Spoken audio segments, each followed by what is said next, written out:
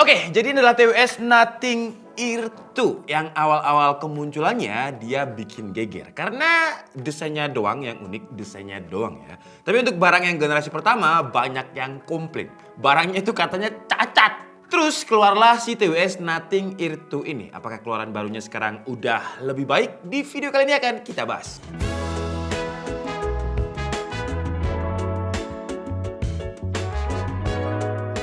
Ibarat film Marvel, contohnya Avenger, kalau misalkan Avenger kedua keluar, pasti kita akan membanding-bandingkan si Avenger sequel kedua ini dengan sequel yang generasi pertama. Sama kayak Nothing Ear 2 ini, ketika dia keluar, kita pasti akan membanding-bandingkan dengan generasi sebelumnya.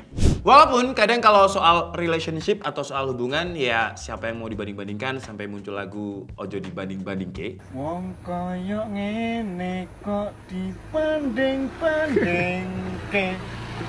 Tapi kalau masalah produk, kita tetap harus membandingkan biar kita tahu kalau yang kita bayar itu lebih baik dibandingkan generasi sebelumnya. Kayak si Nothing Ear 2 ini contohnya. Kalau kalian beli karena desain, nggak usah beli ya. Karena desainnya masih sama aja dengan tahun lalu, nggak ada perbedaan. Desainnya khas Nothing Ear, unik, transparan, dan terkesan futuristik. Di dalam paket pembeliannya kita dapat ear tips tambahan mulai dari size XS sampai XL.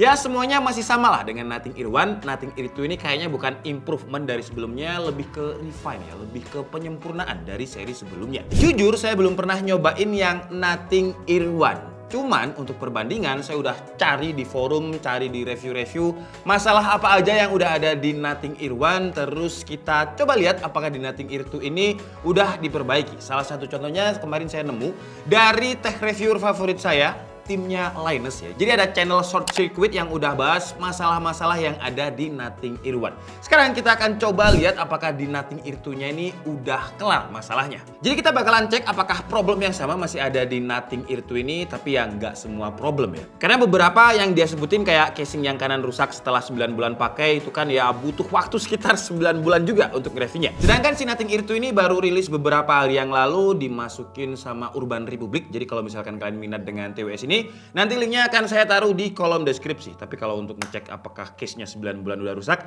ya nantilah ya kita update di story aja. Sekarang kita cek untuk bagian fitur-fiturnya aja. Apa aja yang menjadi penyempurna dari Nothing Ear 1 ke Nothing Ear 2 ini. Jadi masalah pertama di Nothing Ear 1 itu katanya ear detection-nya random banget. Jadi kadang dia pause sendiri, kadang play sendiri, walaupun nggak kita masukin ke lubang telinga kita.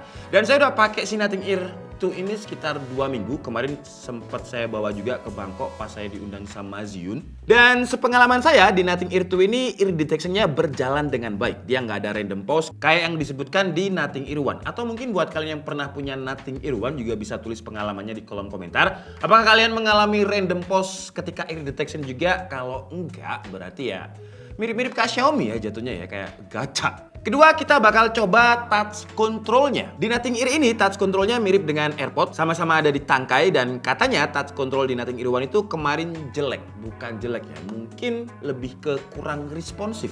Tapi di Nothing Ear 2 ini setelah saya pakai dia aman-aman aja. Dan saya rasa sih untuk masalah touch control kurang responsif ya dugaan saya sih karena di Nothing Ear 1 punyanya Short Circuit, itu mungkin masalah quality control aja sih. Karena kayak TWS se-flagship Nothing Ear ini kalau misalkan kurang responsif kayaknya nggak mungkin gitu. In-ear detection tadi aja menurut saya udah nggak boleh random lah kalau misalkan di TWS yang kelasnya udah flagship kayak Nothing Ear ini. Saya sering review TWS yang harga 500 sampai 1 jutaan, ear detectionnya juga nggak random kayak si TWS Nothing Ear 1 seperti kata klaimnya si Short Circuit. Tapi sekali lagi karena saya belum pernah pegang yang Nothing Ear 1, jadi saya nggak bisa ngasih asumsi lebih sih. Buat kalian yang mungkin punya Nothing Ear 1, sekali lagi bisa bantu saya apakah memang di Nothing Ear 1 itu masalahnya kayak gitu. Kita lanjut ke problem yang ketiga. Kata Short Circuit, mic-nya itu setelah dipakai berbulan-bulan, ya awalnya dia bilang mikrofonnya itu udah jelek banget untuk kelas harganya, dan dipakai berbulan-bulan makin jelek. Sekarang kita cobain aja mikrofonnya ini apakah masih sejelek yang pertama. Dan sekarang yang kalian dengarkan adalah kualitas mikrofon dari si Nothing Ear 2. Dan tadi saya udah sempet dengerin sih ya, suaranya memang kalau dibilang jelek, kalau yang versi kedua ini setelah saya lihat review-review dari Nothing Ear 1, memang nggak sebagus yang Nothing Ear 2 ini. Si Nothing Ear 2 ini di belakang itu ada suara PC, ada suara AC juga. Tapi tadi ketika saya preview suaranya, suara PC dan suara AC itu masih bisa kefilter dengan baik dan suara saya juga masih terdengar jelas dibandingkan dengan hasil-hasil mikrofon yang ada di Nating Ear One yang udah saya liatin satu-satu untuk kualitas mikrofonnya di video review. Jadi untuk mikrofonnya saya bisa bilang dari Nating Ear One ke Nating Ear 2 ini udah improve. Improve-nya juga ada di bagian latency. Di Nating Ear One katanya latensinya itu cukup gede, jadi kadang kalau misalkan kita dengerin lagu, muter film, bahkan main game itu sangat-sangat mengganggu. Emang delay itu bisa bikin jengkel ya. Jadi bayangin aja kalau misalkan kita nonton video dan apa yang kita dengerin sama gerakan bibir yang orang main di film itu nggak sama, nggak sinkron. Begitu juga kalau misalkan kita main game, kita udah nembak tapi suara tembakannya itu masih terdengar delay di telinga kita. Itu bikin nggak nyaman banget. Dan setelah saya cari-cari di artikel dan website, latency dari Nating Ear One itu di iOS dia ada di 186 millisecond dan Android ada di 208 millisecond. Kalau misalnya low latency mode-nya dinyalain, lebih mending di iOS jadi 75 millisecond dan Android 106 millisecond. Sebenarnya untuk ukuran TWS dari Nating yang harganya udah 2 juta ke atas, menurut saya itu gede banget loh ya. Karena seharusnya low latency mode itu, saya pernah nge-review TWS harga 500 ribu aja. TWS Gaming dia punya gaming mode latensinya itu bisa 30 millisecond. Tapi sekarang untungnya di Nating Ear 2 ini juga udah di-improve. Jadi latensinya kalau misalkan kita pakai low latency mode itu ada di 30 millisecond. Tapi kalau dibilang spesial ya nggak spesial banget. Karena TWS sekarang yang harga 500 sampai 700 ribu juga udah ada gaming mode yang latensinya juga masih sama dengan Nating Ear 2 ini sekitar 30 millisecond. Dan di mode low latency mode ini saya coba sendiri sambil nonton video itu nyaman. Cuman kalau buat main game kompetitif ya saya saranin tetap nggak pakai TWS ya. Karena walaupun serendah-rendahnya latency kalau pakai Bluetooth nggak pakai kabel tetap aja delay. Jadi kalau kalian gamer profesional ya saran saya pakai earphone yang masih pakai kabel atau yang pakai dongle. Pakai dongle itu latensinya bisa minim banget. Sekarang kita masuk ke bagian sound quality-nya yang jujur ini adalah bagian yang paling saya seneng. Karena driver yang dipakai ini bukan self driver yang biasanya dipakai TWS pada umumnya. Nating Ear 2 ini punya custom drivernya sendiri yang materialnya diklaim lebih tebal dan lebih fleksibel. Terus apa pengaruhnya custom driver dari Nating Ear 2 ini? Pengaruhnya ya di kualitas suara bassnya. Bassnya ini kerasa lebih enak saat kita dengerin. Terus si Nating Ear 2 ini juga udah support dengan kodek LHDC 5.0 yang mana lebih baik daripada aptX dan kita bisa dengerin high resolution audio lewat Bluetooth. BTW ngomongin Bluetooth-nya ini udah versi 5.2 ya. Dan sebelum saya masuk ke bagian kualitas suaranya, saya mau ceritain dulu pengalaman yang kadang horor, kadang juga ngenakin pakai Nating Ear 2 ini. Jadi ketika dia masuk fitur ANC, kita tahan seperti ini, itu ada kayak suara seolah-olah nutup telinga kita gitu, jadi kayak blup gitu. Cuman kalau fitur ANC-nya mati, itu ada suara mbak-mbak yang entah mendesah atau gimana, tapi suaranya itu kayak membuka telinga kita gitu. Kayak gitu suaranya. Jadi kadang kalau misalkan malam-malam ya rasanya kayak horor karena tiba-tiba ada kayak suara cewek di sini. Cuman kalau pikiran saya lagi traveling ya hanya itu ya gitulah. Sekarang waktunya saya ceritain untuk kualitas suaranya. Karena kualitas suara ini harus diceritain ya. Karena saya nggak bisa mendemokan ke kalian gimana langsung suaranya enaknya. Walaupun saya beli mikrofon yang sensitif banget. Tergantung dengan audio device kalian juga. Kalau misalkan speaker HP kalian mono. Terus saya beli mikrofon yang sensitif banget untuk dengerin suaranya. Ya tetap aja suara yang keluar bakalan gitu-gitu aja. Jadi kualitas suara dari Nating Ear 2 ini enak. Bassnya bisa dideliver sama mereka dengan baik. Baik di lagu rock, rap itu kedengaran enak. Cuman treble-nya kadang agak overpowering di mode balance-nya. Biarpun kita pilih mode balance. Tapi nggak jadi masalah besar buat saya. Karena kalau kita nggak cocok sama profile equalizer bawaannya, kita bisa custom sendiri di aplikasi Nating X-nya. Dan yang saya suka lagi adalah ANC-nya atau Active Noise Cancelling-nya. Si ANC-nya ini untuk default-nya udah cukup nyaman buat saya. Kemarin ketika saya bawa terbang dari Jakarta ke Bangkok itu sekitar 3 jam 10 menit penerbangan full pakai Nating Ear ini.